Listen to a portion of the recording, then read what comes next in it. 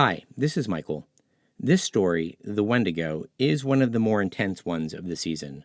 Part 1 is probably okay for all viewers, but Part 2 does become a little more intense and a little more scary, and also has a few minor curse words. So be prepared if you have younger children that if you listen to the first part, they might not get to listen to the second part after you preview it. I don't do this too often, but before we begin our episode, let me remind you that all of this season's regular episodes are available on our Patreon page right now for patrons. Also, at the end of the season, we will release 2 additional episodes that are available to patrons only.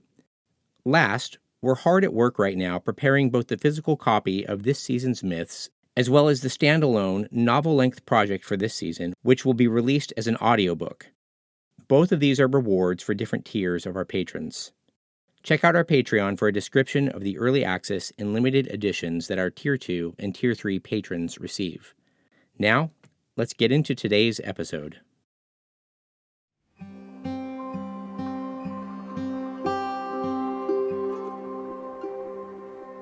Welcome to New American Mythos, where old stories are kindled like firelight, and we gather round to remember the tales that shaped us. Tonight, we leave behind the crooked lanes of old New England and travel north into a deeper wilderness where a group of men are hunting moose. This is not the wilderness of tangled roots and snow alone, but the wilderness of the soul, where even memory can't find its way back. Our story is The Wendigo, written in 1910 by Algernon Blackwood. It draws from the ancient legends of the Algonquin peoples, yet it's told through Protestant eyes still shaped by the old fear of moral ruin and spiritual hunger. The Wendigo is no bargain-making devil. It doesn't flatter or deceive. It devours. In older Wendigo legends, the Wendigo always represented unrestrained appetite, a hunger and a yearning to exceed one's boundaries and to take control, take the land, and dominate. It warned of the dangers of giving in to insatiable greed, and in doing so, losing one's very humanity. Blackwood borrows these themes, but he doesn't spell them out in the story. They are assumed, lying under the surface like the monster itself lies in wait for its victims. Where last we saw a man corrupted by greed and false religion, this tale takes us into the cold aftermath, into a world where conscience has gone quiet and nature offers no comfort. This is a story about hunger, not just for food, but for freedom without limits, self without sacrifice. And like all true myths, it warns us, when we cast off the old ways, something ancient waits to take their place. So settle in and let the fire burn low. The Wendigo by Algernon Blackwood, Part 1. A considerable number of hunting parties were out that year without finding so much as a fresh trail, for the moose were uncommonly shy, and the various nimrods, which is a biblical word for hunters, returned to the bosoms of their respective families with the best excuses their imaginations could suggest. Dr. Cathcart, among others, came back without a trophy, but he brought instead the memory of an experience which he declares was worth all the bull moose that had ever been shot. But then, Cathcart of Aberdeen was interested in other things besides moose, among them the quirks of the human mind. This particular story, however, found no mention in his book on collective hallucination, for the simple reason, so he confided once to a fellow colleague, that he himself played too intimate a part in it to form a competent judgment of the affair as a whole. Besides himself and his guide, Hank Davis, there was young Simpson, his nephew, a divinity student destined for the Wee Kirk, which means a small church, then on his first visit to the Canadian backwoods. Along with them was Simpson's guide, Defago. Joseph Defago was a French Canuck who had strayed from his native province of Quebec years before and had got caught in Rat Portage when the Canadian Pacific Railway was being built. He was a man who, in addition to his unparalleled knowledge of woodcraft and bush lore, could also sing the old Voyager songs and tell a fantastic hunting yarn into the bargain. He was deeply susceptible, moreover, to that singular spell which the wilderness lays upon certain lonely natures, and he loved the wild solitudes with a kind of romantic passion that amounted almost to an obsession. The life of the backwoods fascinated him, whence, doubtless, he gained his surpassing efficiency in dealing with their mysteries. On this particular expedition, he was Hank's choice. Hank knew him and swore by him. He also swore at him in French, "Juste hasta palmite," and since he had a vocabulary of picturesque, if utterly meaningless oaths, the conversation between the two stalwart and hardy woodsmen was often of a rather lively description. This river of expletives, however, Frank agreed to hold back a bit out of respect for his old hunting boss, Dr. Cathcart, whom, of course, he addressed in the local fashion as Doc, and also because he understood that young Simpson was already a bit of a parson, which means pastor. He had, however, one objection to Defago, and one only, which was that the French-Canadian sometimes exhibited what Hank described as, quote, the output of a cursed and dismal mind, end quote, meaning, apparently, that he sometimes was true to type, Latin type, and suffered fits of a kind of silent sadness when nothing could induce him to speak. Defago, that is to say, was imaginative and melancholy. And, as a rule, it was too long a spell of civilization that induced these attacks, for a few days in the wilderness invariably cured them. This, then, was the party of four that found themselves in a camp the last week in October of that shy moose year, far up in the wilderness north of Rat Portage, a forsaken and desolate country. There was also Punk, an Indian, who had accompanied Dr. Cathcart and Hank on their hunting trips in previous years, and who acted as cook. His duty was merely to stay in camp, catch fish, and prepare venison steaks and coffee at a few minutes' notice. He dressed in the worn-out clothes bequeathed to him by former patrons, and, except for his coarse black hair and darker skin, he looked in these city garments no more like a real redskin than a stage Negro, which was someone who would dance in blackface, looks like a real African. For all that, however, Punk had in him still the instincts of his dying race. His taciturn silence and his endurance survived. Also, his superstition. The party round the blazing fire that night were despondent, for a week had passed without a single sign of recent moose. Defago had sung his song and plunged into a story. But Hank, in bad humor, reminded him so often that he, quote, kept mussing up the facts so that it was most all nothing but a petered-out lie, end quote, that the Frenchman had finally subsided into a sulky silence which nothing seemed likely to break. Dr. Cathcart and his nephew were fairly done after an exhausting day. Punk was washing up the dishes, grunting to himself under the lean-to of branches, where he later also slept. No one troubled to stir the slowly dying fire. Overhead, the stars were brilliant in a sky quite wintry, and there was so little wind that ice was already forming stealthily along the shores of the still lake behind them. The silence of the vast, listening forest stole forward and enveloped them. Let's take our first break here. This is no ordinary forest. It listens. In most American tales, the wilderness is a place to conquer or to escape into. But here in this cold, desolate north, we begin to sense something else, that the wilderness itself might be watching and waiting. Notice how the fire fades, how the men grow quiet, how the stars sharpen overhead. The silence isn't just absence, it feels like presence. Already, this story invites us to consider the cost of leaving behind the ordered world. These men are not just separated by miles from home, they're separated by custom, memory, and moral structure. Defago, the most attuned to the woods, will seem most unsettled by them. It's not physical danger that will disturb him, it's something else. And isn't that the heart of so many American myths?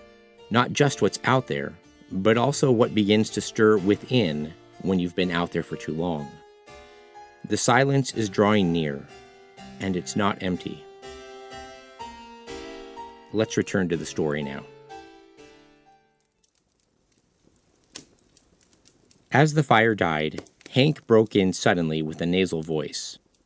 "I'm in favor of breaking new ground tomorrow, Doc," he observed with energy, looking across at his employer. "We don't stand a dead dog's chance around here." "Agreed," said Cathcart, always a man of few words. "Think the idea's good." "Sure, Pop, it's good," Hank resumed with confidence. "Suppose now you and I strike west, up Garden Lake way for a change.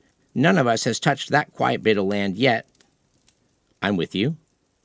"And you, Defago, take Mr. Simpson along in the small canoe, skip across the lake, portage over onto 50 Island water, and take a good squint down that there southern shore. The moose yarded there like hell last year, and for all we know, they may be doing it again this year, just to spite us."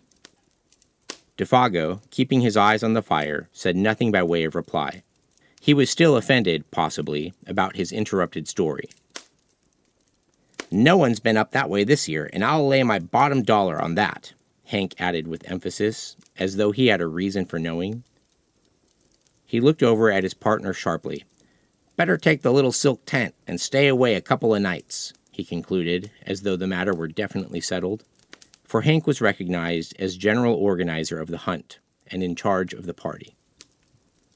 It was obvious to anyone that Defago did not jump at the plan, but his silence seemed to convey something more than ordinary disapproval, and across his sensitive dark face there passed a curious expression, like a flash of firelight. Not so quickly, however, that the three men had not time to catch it. "He was funked for some reason, I thought," Simpson said afterwards in the tent he shared with his uncle. Dr. Cathcart made no immediate reply, although the look on Defago's face had interested him enough at the time to make a mental note of it. The expression had caused him a passing uneasiness he could not quite account for at the moment. But Hank, of course, had been the first to notice it, and the odd thing was that instead of becoming explosive or angry over the other's reluctance, he at once began to humor him a bit. But there ain't no particular reason why no one's been up there this year," he said with a perceptible hush in his tone. "Not the reason you mean, anyway. Last year it was the fires that kept folks out, and this year I guess it just happened, so that's all." His manner was clearly meant to be encouraging. Joseph Defago raised his eyes a moment, then dropped them again. A breath of wind stole out of the forest and stirred the embers into a passing blaze. Dr. Cathcart again noticed the expression in the guide's face, and again he did not like it. But this time, the nature of the look betrayed itself. In those eyes, for just an instant, he caught the gleam of a man who was scared in his very soul. It disquieted him more than he cared to admit. "Bad Indians up that way?" he asked with a laugh to ease matters a little, while Simpson, too sleepy to notice the subtle byplay, moved off to bed with a prodigious yawn. Or anything wrong with the country?" he added when his nephew was out of hearing. Hank met his eye with something less than his usual frankness. "He's just scared," he replied good-humoredly. "Scared stiff about some old fairy tale. That's all, ain't it, old pard?" And he gave Defago a friendly kick on the moccasined foot that lay nearest the fire. Defago looked up quickly, as from an interrupted reverie. A reverie, however, that had not prevented his seeing all that went on about him. "Scared nothing," he answered with a flash of defiance. "There's nothing in the bush that can scare Joseph Defago, and don't you forget it." And the natural energy with which he spoke made it impossible to know whether he told the truth, or only a part of it. Hank turned towards the doctor. He was just about to add something when he stopped abruptly and looked around. A sound close behind them in the darkness made all three startle. It was old Punk, who had moved up from his lean-to while they talked and now stood there just beyond the circle of firelight, listening. "Another time, Doc," Hank whispered with a wink, "when the gallery ain't stepped down into the stalls." And, springing to his feet, he slapped the Indian on the back and cried noisily, "Come up to the fire and warm your red skin a bit." He dragged him toward the blaze and threw more wood on.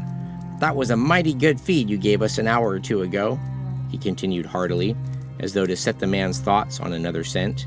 "And it ain't Christian to let you stand out there freezing your old soul to hell while we're getting all good and toasted."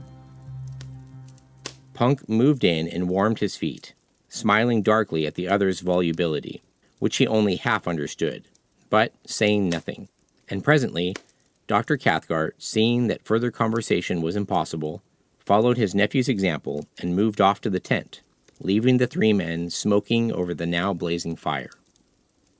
It is not easy to undress in a small tent without waking one's companion, and Cathcart, hardened and warm-blooded as he was in spite of his 50-odd years, did what Hank would have described as considerable of his twilight in the open.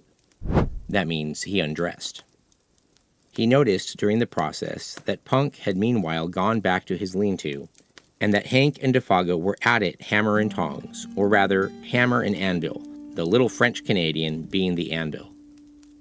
It was all very like the conventional stage picture of Western melodrama, the fire lighting up their faces with patches of alternate red and black, Defago in slouch hat and moccasins in the part of the Badlands villain, Hank, open-faced and hatless, with that reckless fling of his shoulders, the honest and deceived hero, and old Punk, eavesdropping in the background, supplying the atmosphere of mystery.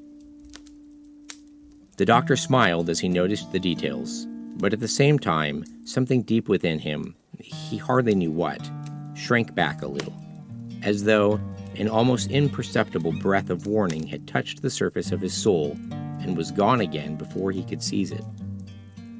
Probably it was traceable to that scared expression he had seen in the eyes of Defago.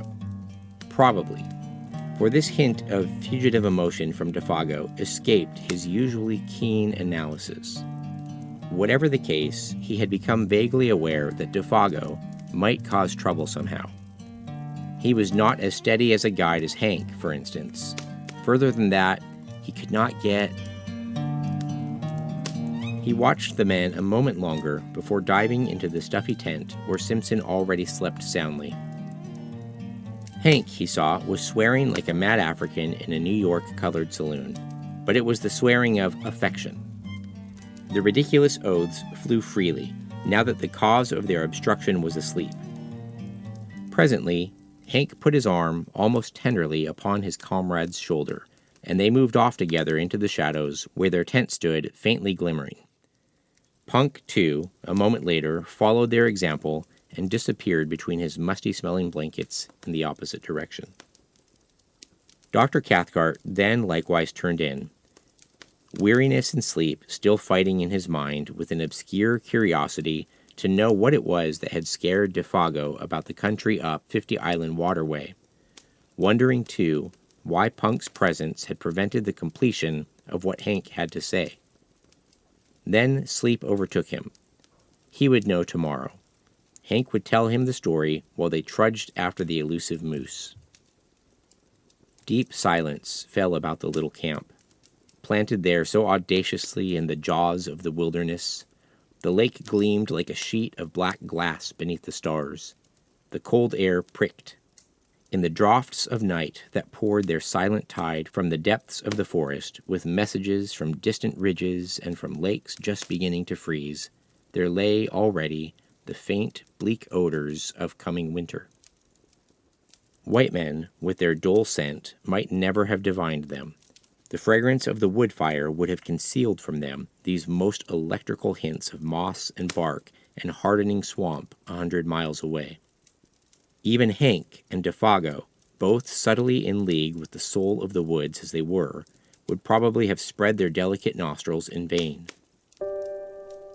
But an hour later, when all slept like the dead, old Punk crept from his blankets and went down to the shore of the lake like a shadow, silently as only Indian blood can move. He raised his head and looked about him. The thick darkness rendered sight of small avail, but, like the animals, He possessed other senses that darkness could not mute. He listened, then sniffed the air. Motionless as a hemlock stem, he stood there. After 5 minutes, again he lifted his head and sniffed, and yet once again. A tingling of the wonderful nerves that betrayed itself by no outer sign ran through him as he tasted the keen air.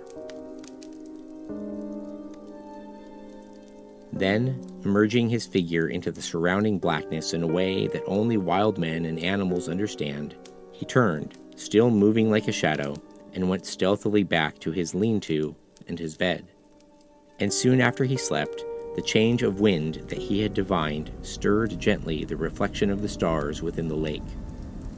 Rising from among the far ridges of the country beyond 50 Island water, it came from the direction in which he had stared, and it passed over the sleeping camp with a faint and sighing murmur through the tops of the big trees that was almost too delicate to be audible. With it, down the desert paths of the night, though too faint, too high even for the Indian's hair-like nerves, there passed a curious, thin odor, strangely disquieting, an odor of something that seemed unfamiliar, utterly unknown. The French-Canadian, Defago, and the man of Indian blood, Punk, each stirred uneasily in his sleep just about this time, though neither of them woke. Then the ghost of that unforgettably strange odor passed away and was lost among the leagues of tenantless forest beyond. Let's take another break here. Something has shifted, not only in the forest, but in the men. It's not what Defago says, but what he won't say. The way he turns his eyes away from the fire, the way Punk stands just outside the light, listening. There's something old here, something remembered. Algernon Blackwood understood what many American writers feared to name, that the wilderness is not blank or empty. It is storied. It has memory. And sometimes it stirs. This is not just the fear of being watched. It's the fear that the silence is alive and that it remembers what man has forgotten. This is the moment when myth begins to press against the edge of waking life, a presence unnamed but unmistakable. The night is deepening, and the silence is not finished speaking.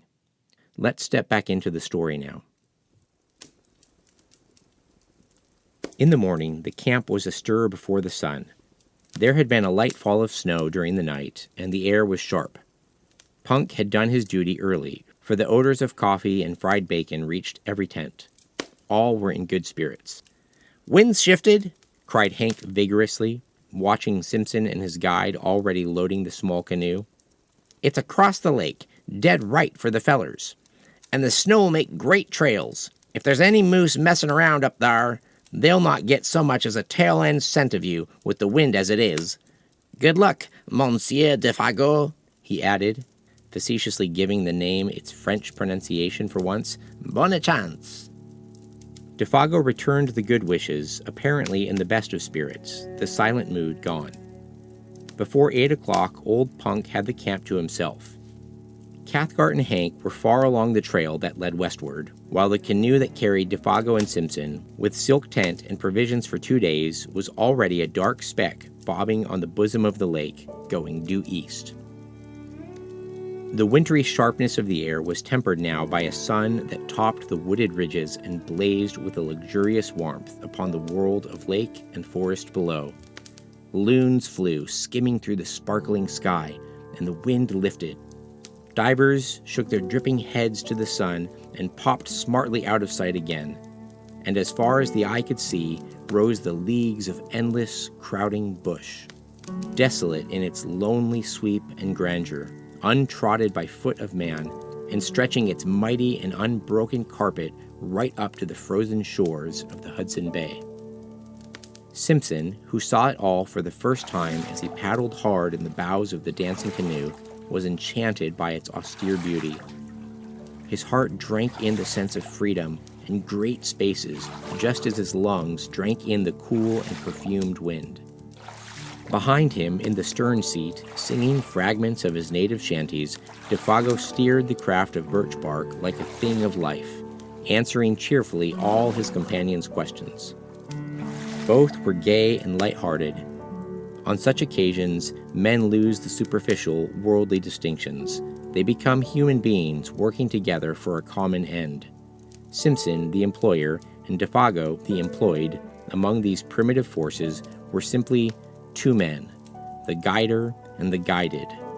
Superior knowledge, of course, assumed control, and the younger man fell without a second thought into the semi-subordinate position. He never dreamed of objecting when Defago dropped the Mr. and addressed him as, "Say, Simpson," or "Simpson, boss," which was invariably the case before they reached the farther shore after a stiff paddle of 12 miles against a headwind. He only laughed and liked it, then ceased to notice it all. For this divinity student was a young man of parts and character, though as yet, of course, untraveled, and on this trip, the first time he had seen any country but his own and little Switzerland, the huge scale of things somewhat bewildered him. It was one thing, he realized, to hear about primeval forests, but quite another to see them, while to dwell in them and to seek acquaintance with their wild life was, again, an initiation that no intelligent man could undergo without a certain shifting of personal values hitherto held as permanent and sacred. Let's take a quick step back here. Simpson is enchanted by what he sees. The open sky, the scent of pine, the thrill of isolation.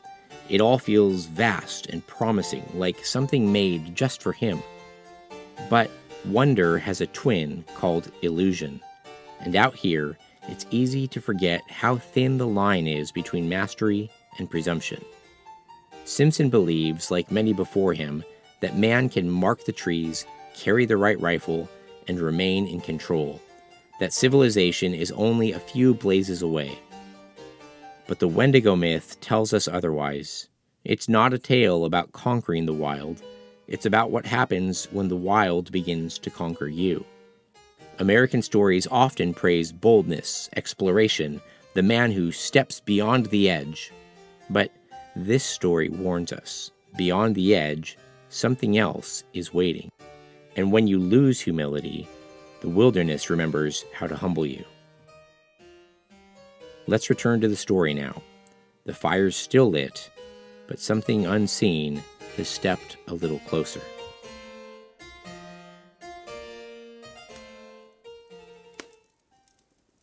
The first time Simpson felt the first faint indication of this overwhelming vastness was when he held the new .303 rifle in his hands and looked along its pair of faultless, gleaming barrels back home. Then, the 3 days' journey to their encampment by lake and portage had carried that process a stage farther. And now he was about to plunge beyond even the fringe of wilderness where they had camped into the virgin heart of uninhabited regions as vast as Europe itself. The true nature of the situation stole upon him with an effect of delight and awe that his imagination was fully capable of appreciating. It was himself and Defago against a multitude, or at least against a titan. The bleak splendors of these remote and lonely forests rather overwhelmed him with the sense of his own littleness. That stern quality of the tangled backwoods, which can only be described as merciless and terrible, rose out of these far blue woods swimming upon the horizon and revealed itself. He understood the silent warning. He realized his own utter helplessness. Only Defago, as a symbol of distant civilization where man was master, stood between him and a pitiless death by exhaustion and starvation. It was thrilling to him, therefore, to watch Defago turn over the canoe upon the shore, pack the paddles carefully underneath, and then proceed to blaze, or to put a visible mark, on the spruce stems for some distance on either side of an almost invisible trail, with the careless remark thrown in, "Say, Simpson, "If anything happens to me, you'll find the canoe all right by these marks. Then strike due west into the sun to hit the home camp again, see?" It was the most natural thing in the world to say, and he said it without any noticeable inflection of the voice. Only it happened to express Simpson's emotions at that moment with an utterance that was symbolic of the situation and of his own helplessness as a factor in it. He was alone with Defago in a primitive world. That was all. The canoe, another symbol of man's ascendancy, was now to be left behind. Those small yellow cuts made on the trees by the axe were the only indication of its hiding place. Meanwhile, shouldering the packs between them, each man carrying his own rifle, they followed the slender trail over rocks and fallen trunks and across half-frozen swamps, skirting numerous lakes that fairly gemmed the forest, their borders fringed with mist, and towards 5 o'clock found themselves suddenly on the edge of the woods, looking out across a large sheet of water in front of them, dotted with pine-clad islands of all describable shapes and sizes.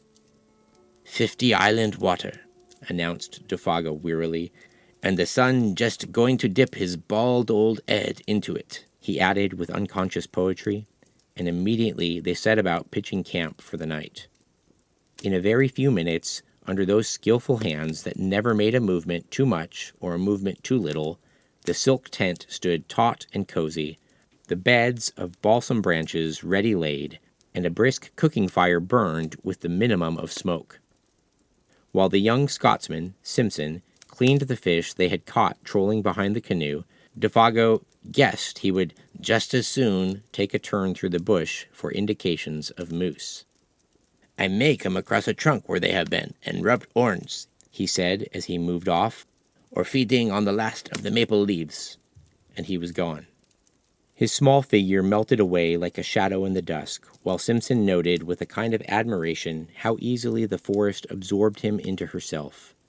A few steps, it seemed, and he was no longer visible.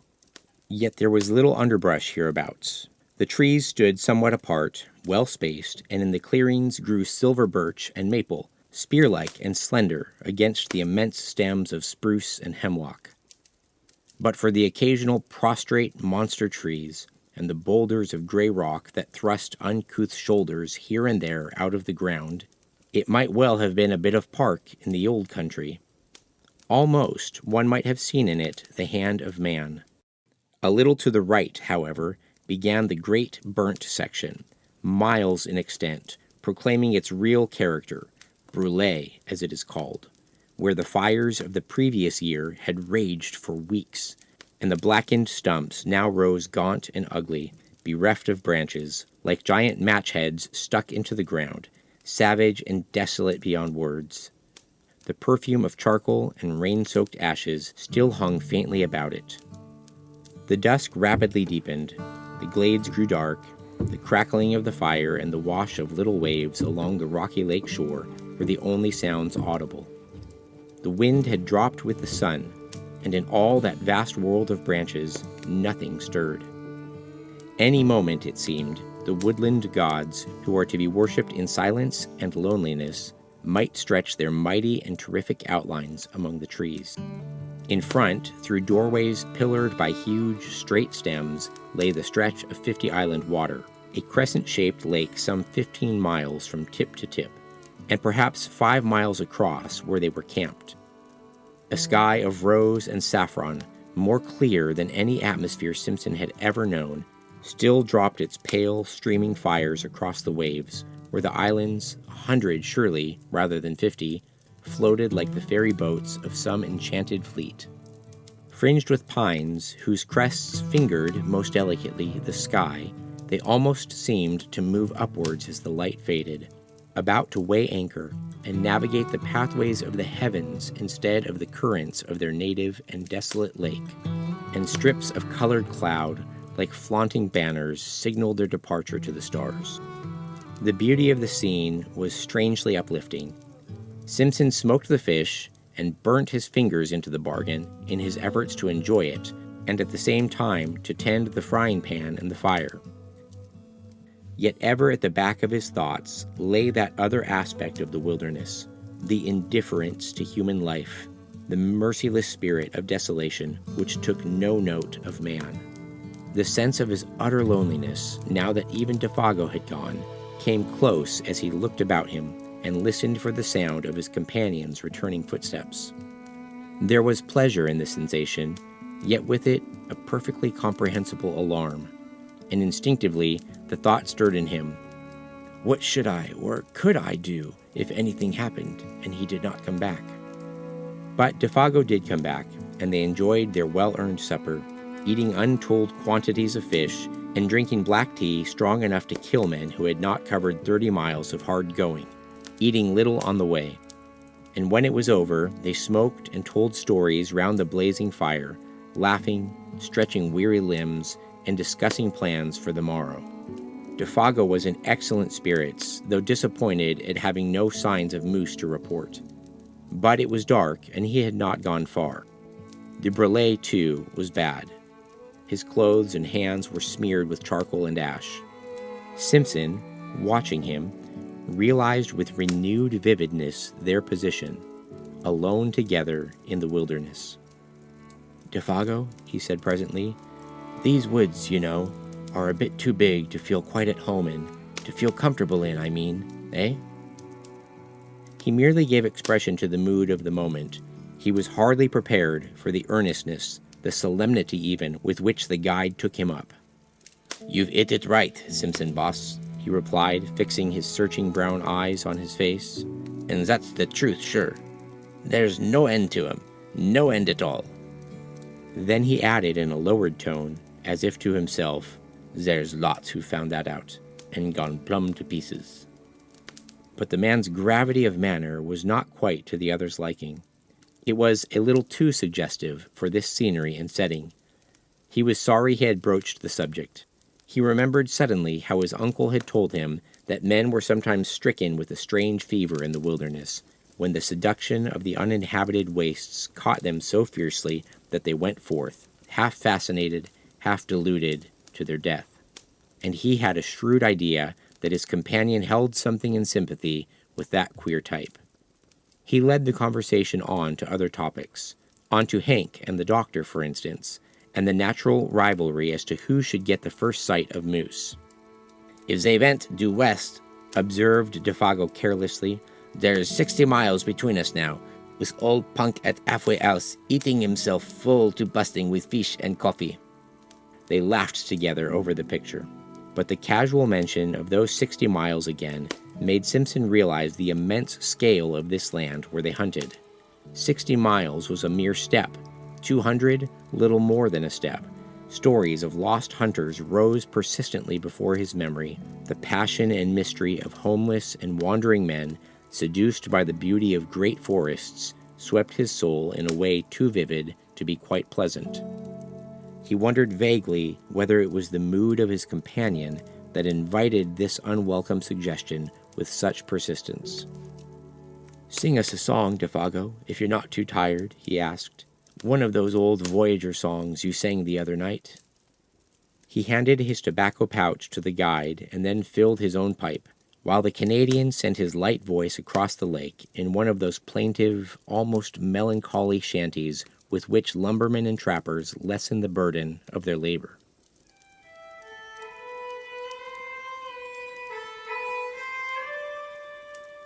There was an appealing and romantic flavor about it, something that recalled the atmosphere of the old pioneer days when Indians and wilderness were leagued together, battles frequent, and the old country farther off than it is today.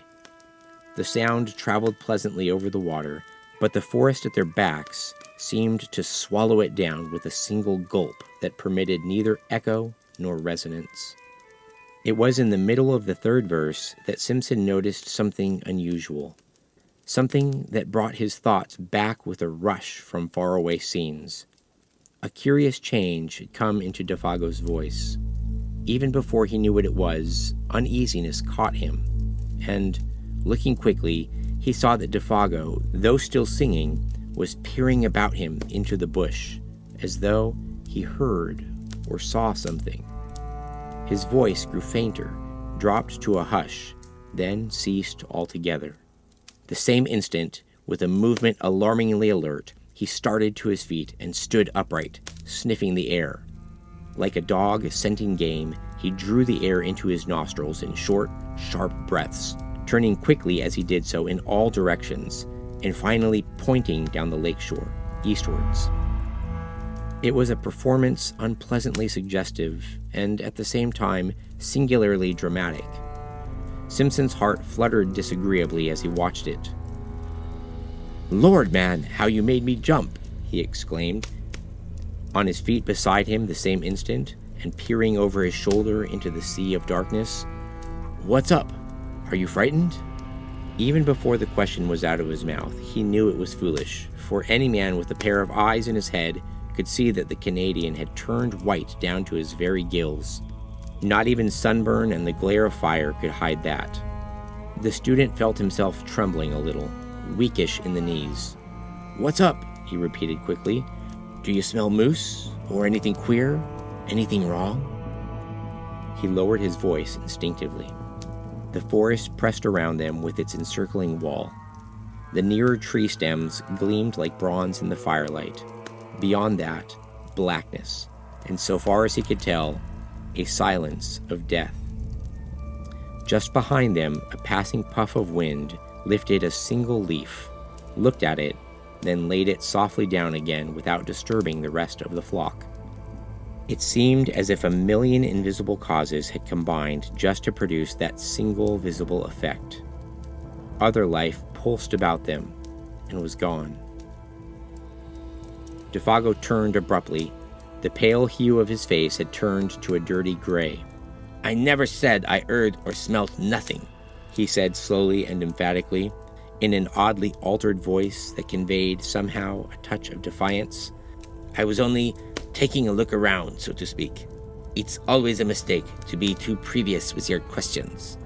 Then he added suddenly, with obvious effort, in a more neutral voice, "Have you got the matches, Boss Simpson?"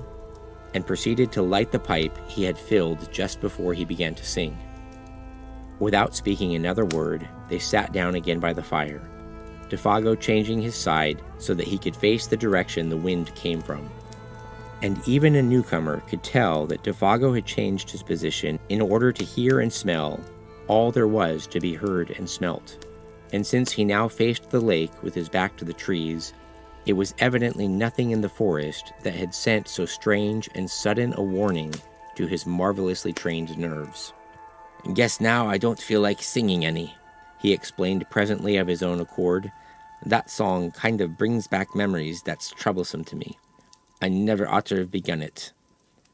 It sets me to imagining things, see?" Clearly, the man was still fighting with some profoundly moving emotion. He wished to excuse himself in the eyes of the other, but the explanation, in that it was only a part of the truth, was a lie, and he knew perfectly well that Simpson was not deceived by it. For nothing could explain away the deathly terror that had dropped over his face while he stood there sniffing the air. And nothing, no amount of blazing fire or chatting on ordinary subjects, could make that camp exactly as it had been before. The shadow of an unknown horror, naked if unguessed, that had flashed for an instant in the face and gestures of the guide, had also communicated itself, vaguely and therefore more potently, to his companion. The guide's visible efforts to cover up the truth only made things worse.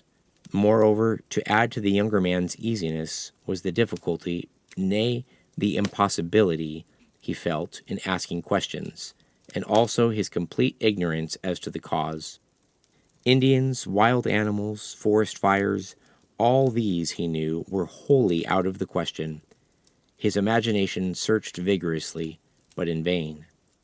Yet, somehow or other, after another long spell of smoking, talking, and roasting themselves before the great fire, the shadow that had so suddenly invaded their peaceful camp began to shift. Perhaps Defago's efforts, or the return of his quiet and normal attitude, accomplished this. Perhaps Simpson himself had exaggerated the affair out of all proportion to the truth. Or possibly the vigorous air of the wilderness had brought its own powers of healing. Whatever the cause, the feeling of immediate horror seemed to have passed away as mysteriously as it had come, for nothing occurred to feed it. Simpson began to feel that he had permitted himself the unreasoning terror of a child. He put it down partly to a certain subconscious excitement that this wild and immense scenery generated in his blood, partly to the spell of solitude, and partly to over-fatigue.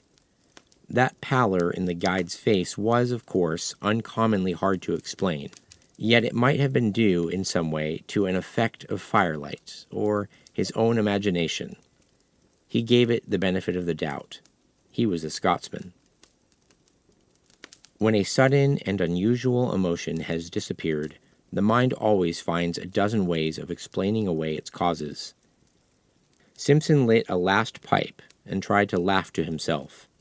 On getting home to Scotland, it would make quite a good story.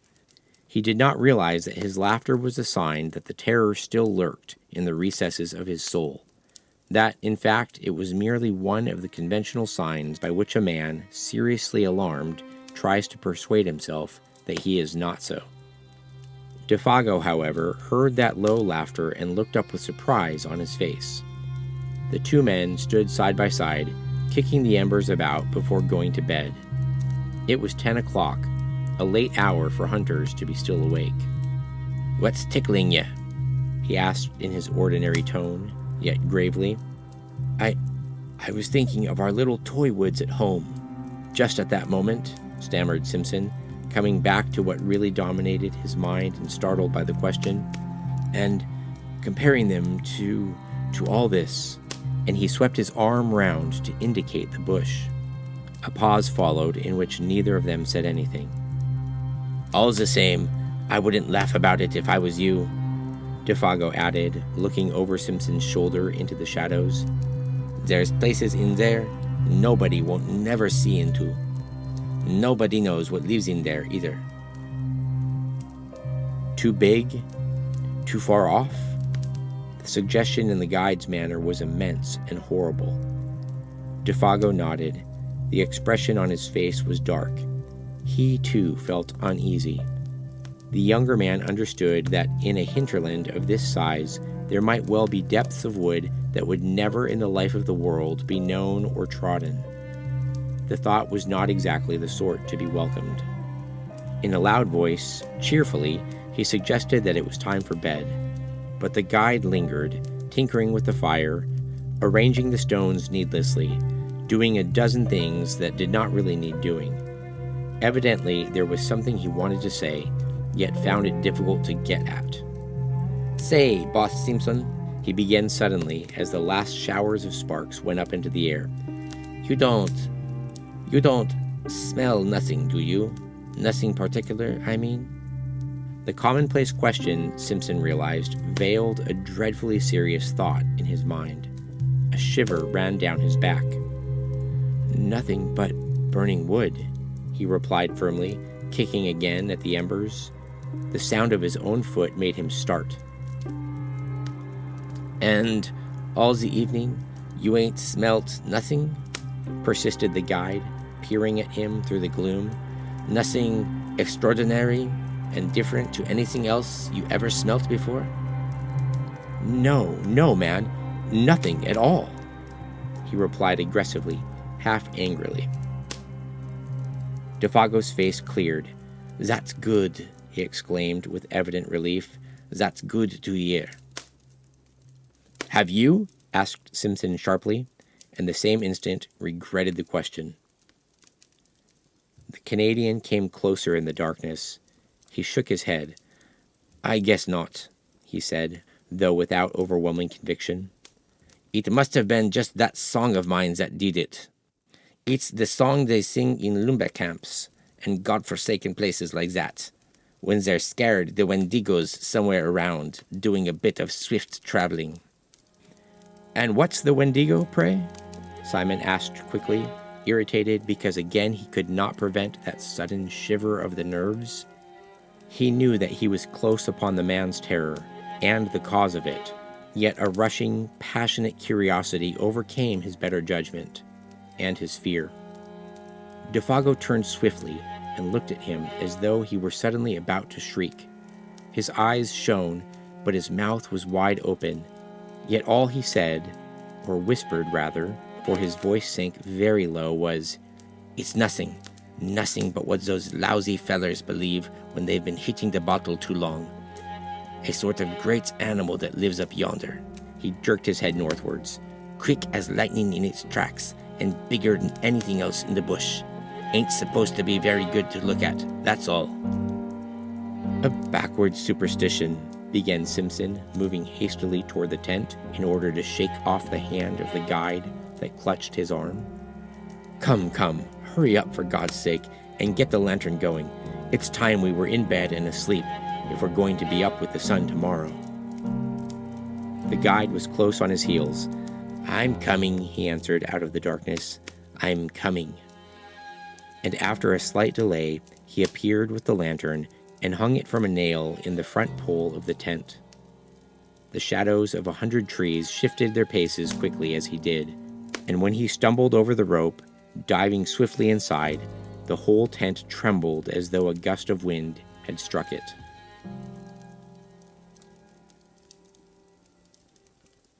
Let's take a breath together here.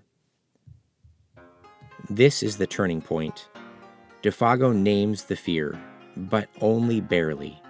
He calls it a superstition. But why does he shake? Why does the firelight make him flinch? In stories like this, naming is never just information.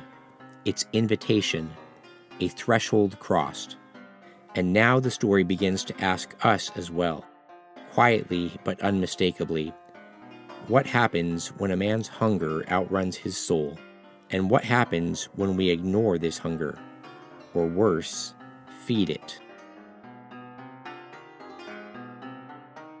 Let's return to the story. The woods have heard the name, and they may not forget it. The two men lay down without undressing upon their beds of soft balsam branches, cunningly arranged. Inside it was warm and cozy, but outside the world of crowding trees pressed close about them, marshalling their million shadows and smothering the little tent that stood there like a tiny white shell, facing the ocean of tremendous forest. Between the two lonely figures within, however, there pressed another shadow, and it was not a shadow from the night. It was the shadow cast by the strange fear, never wholly exorcised, that had leapt suddenly upon Defago in the middle of his singing. And Simpson, as he lay there, watching the darkness through the open flap of the tent, ready to plunge into the fragrant abyss of sleep, knew for the first time that unique and profound stillness of a primeval forest when no wind stirs, and when the night has weight and substance that enters into the soul to bind a veil about it. Then sleep took him. So ends our first night in the untamed wilderness. This has been a different kind of haunting. No quaint New England valley, no creaking village lore. Instead, we stand at the edge of something older and more terrible, a spiritual wilderness where even language begins to fail. Here in the vast silence of the North Woods, we encounter not just loneliness, but judgment. As we will see, the Wendigo is more than a creature. It's a symbol of disordered appetite, of moral collapse disguised as survival. It's what happens when man forgets the boundaries placed upon him by tradition, faith, and fear. In The Devil and Tom Walker, we saw a man sell his soul for gain. In Rip Van Winkle, we saw a generation forget its calling. But here, in the Canadian frontier, there is no bargain, only the slow, consuming consequence of forsaking order for wild freedom. This, too, is part of the American myth. Our frontier has always offered possibility, but also peril. The farther we wander from the old ways that protected us, the closer we draw to something that waits in the dark, hungry and ancient. In our next episode, we follow Simpson deeper into the woods, where the silence will break, and the price of transgression will be revealed. Join us next time for The Wendigo, Part 2, The Devouring Silence.